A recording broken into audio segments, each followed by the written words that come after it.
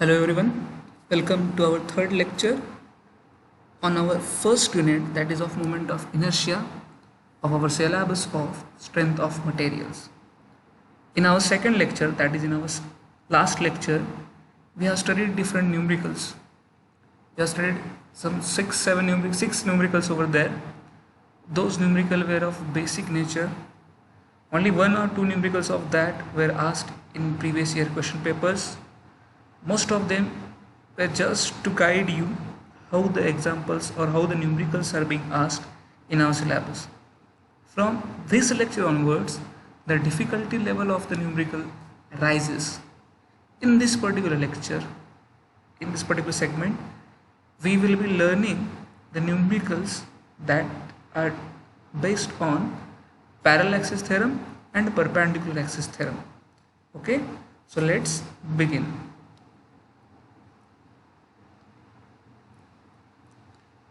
So, our seventh numerical. The seventh numerical says if a polar moment of inertia of a circular section is 2000 mm raised to 4, then calculate diameter of the section. Okay, so what is given in the question? In this question, the section is given. So the strategy for this question will be also same as that of the previous question. First we will find the section. The section given over here is the circular section. So first what we will do, we will draw a circle. Okay, then we will see what else is given. Here the polar moment of inertia is given, okay, and which is 2000 mm raised to 4. We have learned the definition of polar moment of inertia. We have learned the perpendicular axis theorem. So this polar moment of inertia speaks about the perpendicular axis theorem. So we will write polar moment of inertia as J. We denote it as J. In some books you will find it as denoted as IZZ. In some books you will find it as IP. But here we will denote it as J. And the J's value is 2000 mm raised to 4. And what they have asked us to calculate? They have asked us to calculate diameter of the section. So what we have to find? We have to find the diameter D of this particular section. Okay. So as a polar moment of inertia given, this question involves perpendicular axis theorem. So we know that for perpendicular axis theorem, J is equal to IZZ and that is equal to IXX plus IYY. What is IXX? IXX is moment of inertia about horizontal centroidal axis, and what is IYY? IYY is moment of inertia about vertical centroidal axis. Okay, so first we will write those formulas of IXX and IYY here. So we know that for circle IXX is equal to IYY and that is equal to pi by 64 d raised to 4. So putting those values in the formula we will get J is equal to pi by 64 d raised to 4 plus pi by 64 d raised to 4. Why? Because IXX is equal to IYY and both the values are same. So in case of IXX we will write pi by 64 d raised to 4. The same way in the case of IYY we will write it as pi by 64 d raised to 4. Now adding these two terms, what we get? We get the values for J. What we get? J is equal to 2 times pi by 64 d raised to 4. Why 2 times? Because these values are same. So as we know, x plus x gives us 2x. So in this case, in the same way we will have it as J is equal to 2 into pi by 64 d raised to 4. Then solving further we will get J is equal to pi by 32 d raised to 4. Now we have the formula in terms of J and D. So what they have asked us? They have asked us to find the value of D. So reshuffling the formula, we will get d raised to 4 is equal to 32j upon pi. How? We have taken this 32 over here. So denominator over here will go there as numerical. It will multiply j, and the numerator over here will go here and it will become denominator and it will divide 32 into j. So the value of j is 2000. We will put that value in this formula. We will solve it further and then we will get the value of d raised to 4. Remember, by putting this value in our scientific calculator, what we get here? We get the value of d raised to 4. It is not the value of d. Remember, they have asked us to find the value of d. What we are getting here? We are getting the value of d raised to 4. So in the next step, what we have to do? We have to take the fourth root. Remember, we have to take the fourth root of this. That is, we have to take the fourth root of 20.3718 into 10 raised to 3. So by taking the fourth root of 20.3718 into 10 raised to 3, what we get? We get D as 11.946 mm. So this is our final answer. Remember that we are using the formula pi by 64 d raised to 4.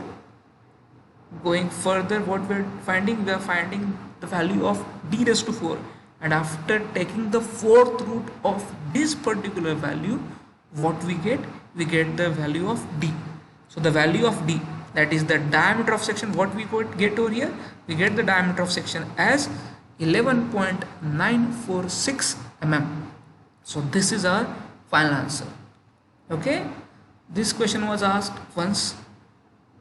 This question involves perpendicular axis theorem. Remember, this particular formula is of perpendicular axis theorem. You need to know the value of moment of inertia of circle. You need to know the value of mi about x-axis and about y-axis also, because we needed them over here. And then by solving further, what we get? We get d raised to 4, and then further taking the fourth root, we had the value of d as 11.946 mm. Okay, I think you are clear with this example. Please write these numericals, write the formula, and also try to solve when you are learning this on the YouTube. Okay, so next numerical.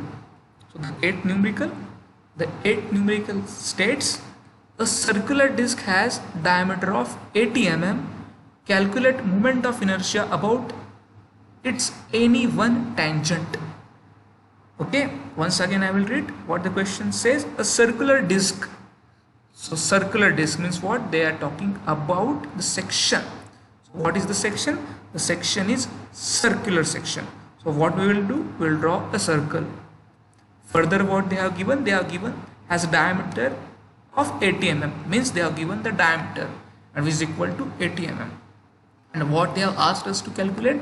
They have asked us to calculate moment of inertia about its any one tangent. So from your school days, you know what is tangent. Okay, so what we will do to this circle? For this circle, we will draw one tangent. Okay, suppose this AB is tangent to this given circle. So what we have to find? So we have to find moment of inertia about its any one tangent. So we have to find moment of inertia about this line or this axis AB. Okay, so we'll write the given. The diameter is given as 80 mm. We'll write it down, D as 80 mm. And what we have to find? Moment of inertia about axis AB.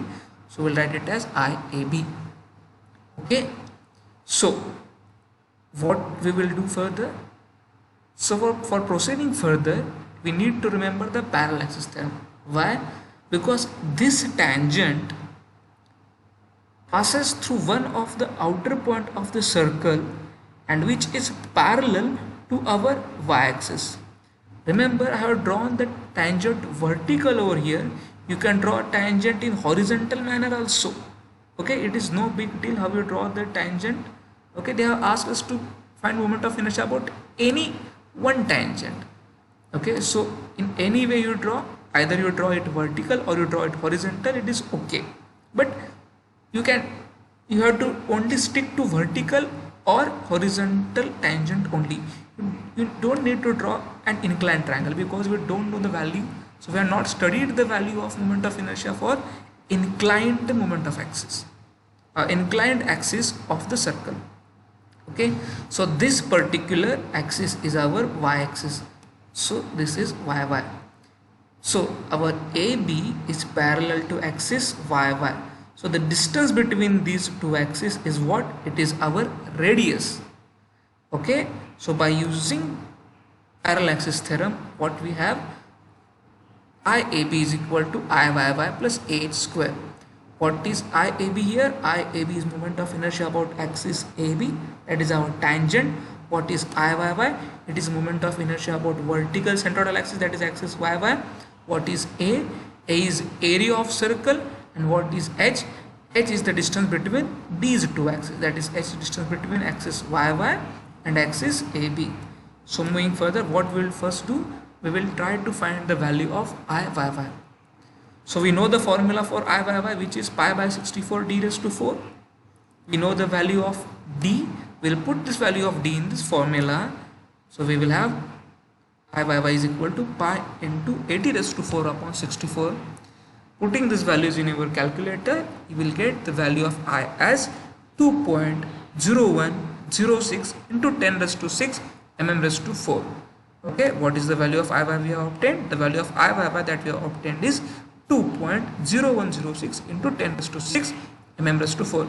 Remember, you have to write the unit for moment of inertia, which is mm raised to 4. Okay, so we are done with Iyy. So what else is remaining? The value of A and H is remaining.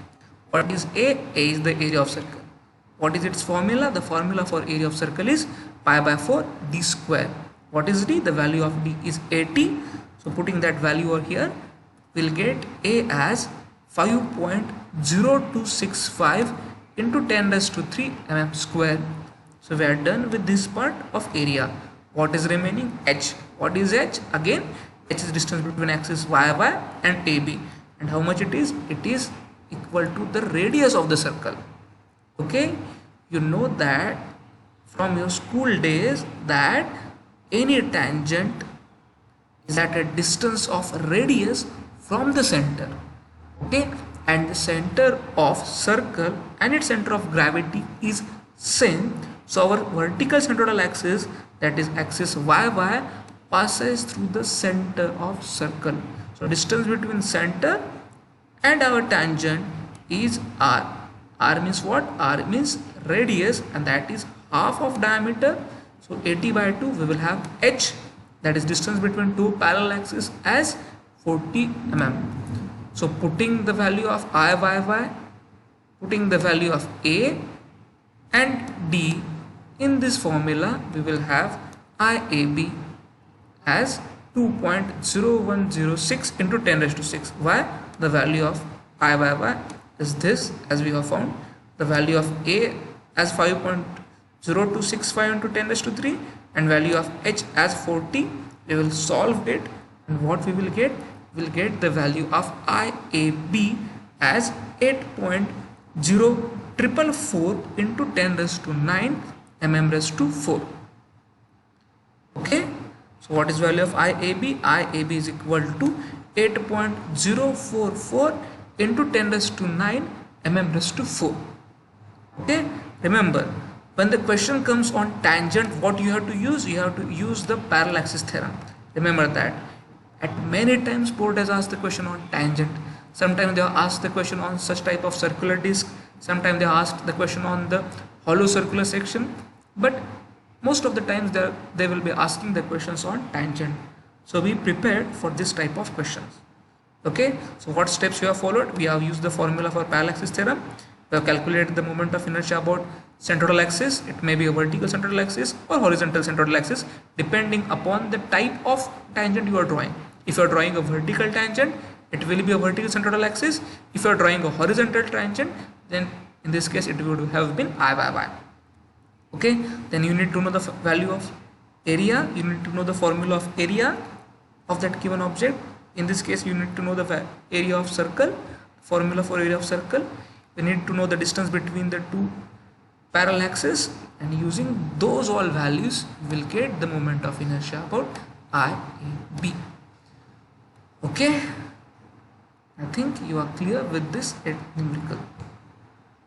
Okay, now moving forward, our ninth numerical. Sorry. So what this ninth numerical states? Find MI, that is moment of inertia of a square section at its diagonal. Remember what is given here. They asked us at its diagonal, resting on one of its corner, having diagonal is equal to 400 mm in length. Now this question is a tricky type of question because they have given the square section, but in this same sentence they have given the style or the form in which the square circle is need to be drawn. In which style or which form it needs to be drawn? on one of its corner. Okay, so by putting the square in one of its corner, we will get square in this manner. Okay, so if the square is resting at B, we will have this square is resting at its corner. Okay, in traditional approach, how the square would have been? The square would have been in this way, but remember, as they have asked us the diagonal resting on one of its corner, you have to draw in this way. And what they have asked us to find out? They have asked us to find out the moment of inertia at its diagonal. So the diagonal for square is, in this particular case, is diagonal AD and diagonal BC. So we will take any one diagonal.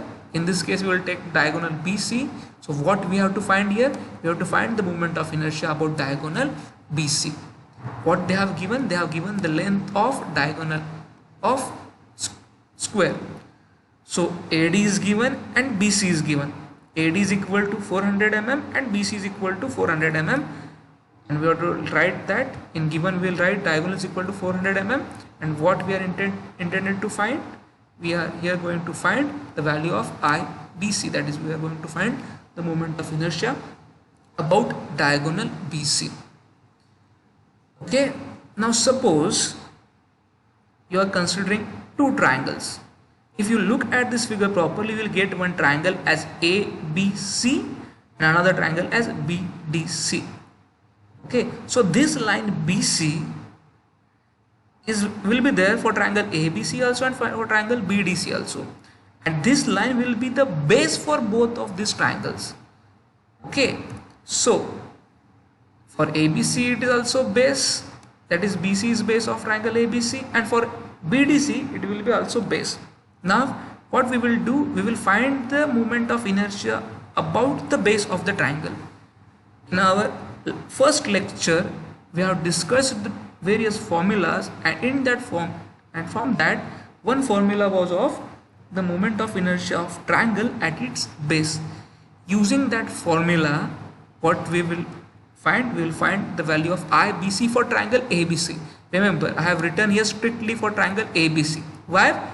Because BC will be there for triangle ABC also and for triangle BDC also.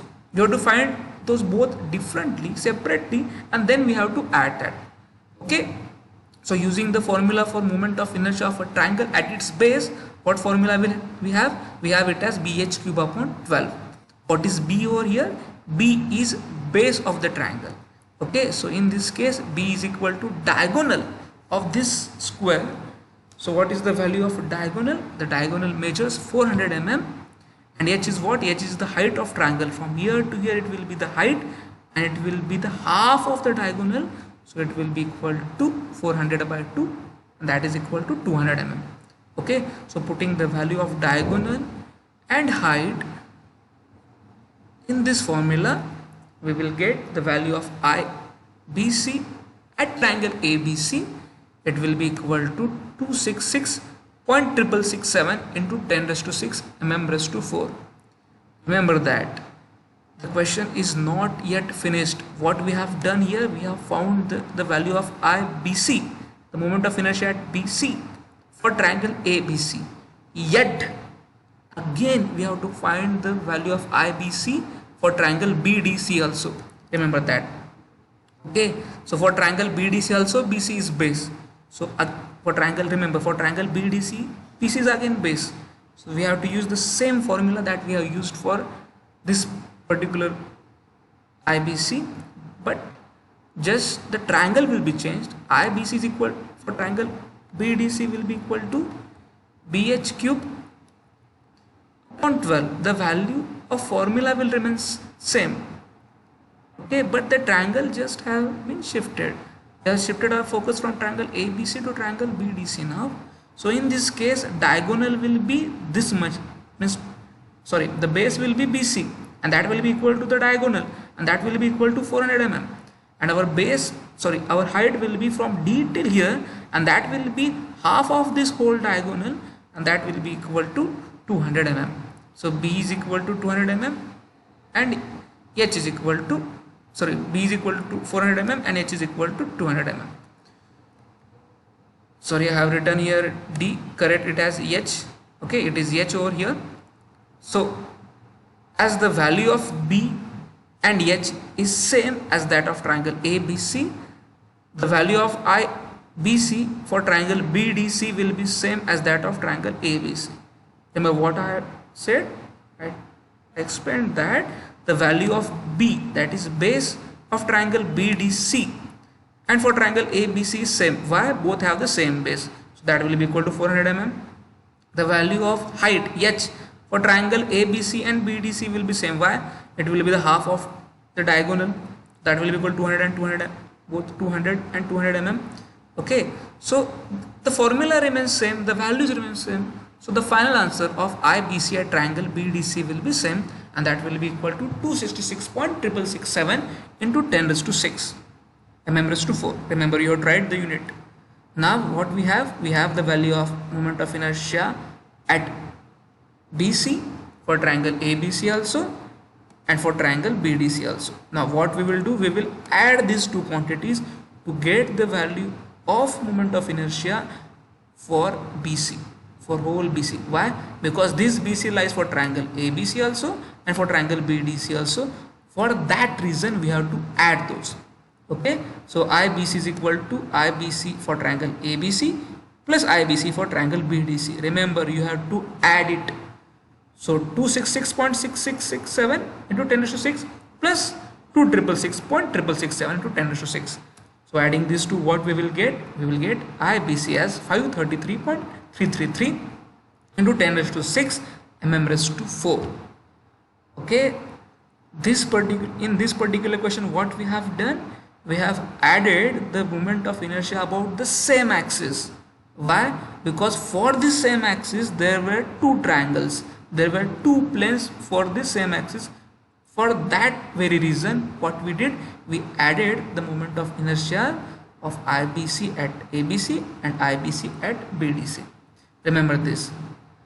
For this kind of question, what you have to do, you have to add. Okay, this question was also asked repeated number of times. Mark this question as important and write it down properly. Okay, and remember, to get a better clarification in every question of moment of inertia, you need to draw the diagram. Diagram will give you a better clarity of the example. It is, as I have explained earlier, it is not compulsory to draw the diagram.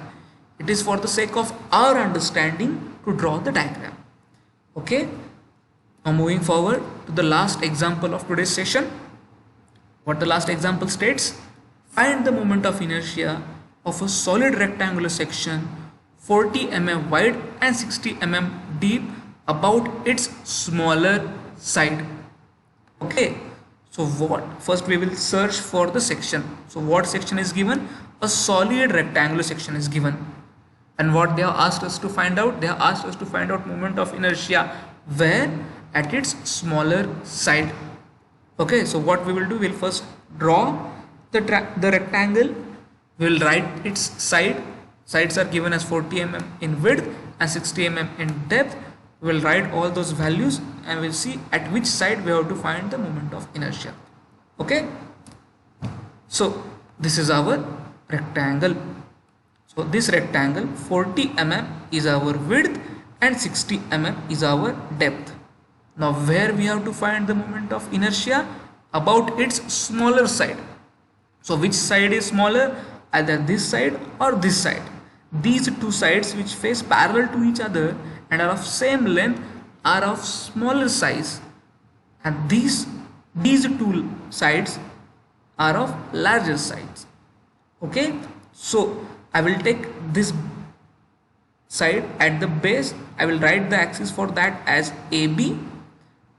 Okay, so what we have to find? We have to find moment of inertia about this axis passing through the smaller side A, and we will denote it as AB. Okay, so what we have to find? We have to find IAB. So width is given, B is given, it is 40 mm. Depth is given, D is given, it is 60 mm. We will write those value in given. Okay, so given B and given D, what we have to find? IAB. Then moving forward, here what formula do we know for a rectangle? We know the formulas for Ixx and Iyy. Now this AB axis is parallel to XX axis. So remember, in this question what we have to use? We have to use the parallel axis theorem. Okay, so what the parallel axis theorem states? It states IAB is equal to IXX plus h square. You might be wondering why in the previous example I have written IAB as Iyy plus h square, and why in this example I am writing IAB as IXX plus h square. Because here this side AB is parallel to our horizontal axis, and in the previous case of the circle our tangent AB was parallel to the vertical axis. So because of that this value changes. So in this case it is Ixx plus h square. So what we have to do? We have to first find the value of Ixx, then we have to find the value of A and H, and using all those values what we will get? We will get the value of IAB. Okay, so let's begin. So what is the formula for Ixx for a rectangular section? It is a BD cube upon 12. We have the value of B as 40 mm, we have the value of D as 60 mm.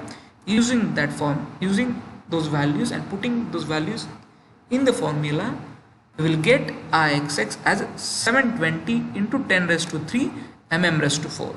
Now what we have here? We have the value of Ixx. What else we need? We need the value of A and H. What is A? A is the area of rectangle. You have studied in your school days the formula for area of rectangle. How much it is? It is width into depth. Width is denoted as B, depth is denoted as D. So B into D, that is 40 into 60. We will have A equal to 2400 mm square. Then what else is remaining? H is remaining. What is H?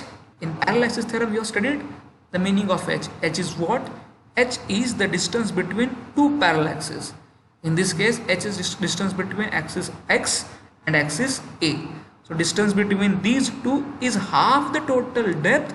So what we have taken here, it has D by 2 which is equal to 60 by 2. Why?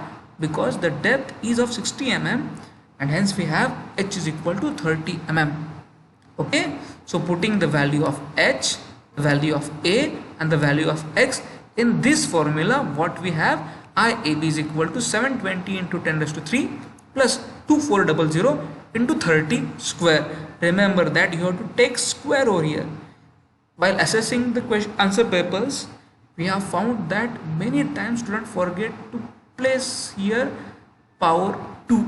They take only H and the final answer gets wrong.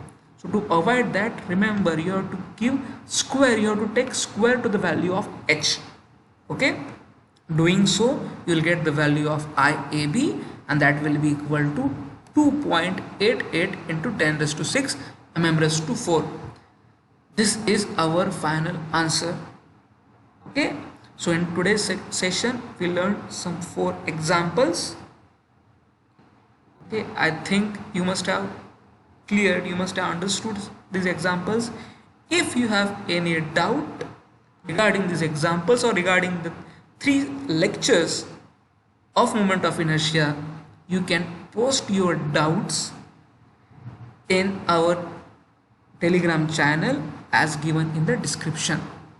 Okay, so please go through these examples once again, write this example down in your notebook, okay, and try to solve remaining examples of such fashion which were asked previously in our board question papers. Okay, that's all for today. Thank you.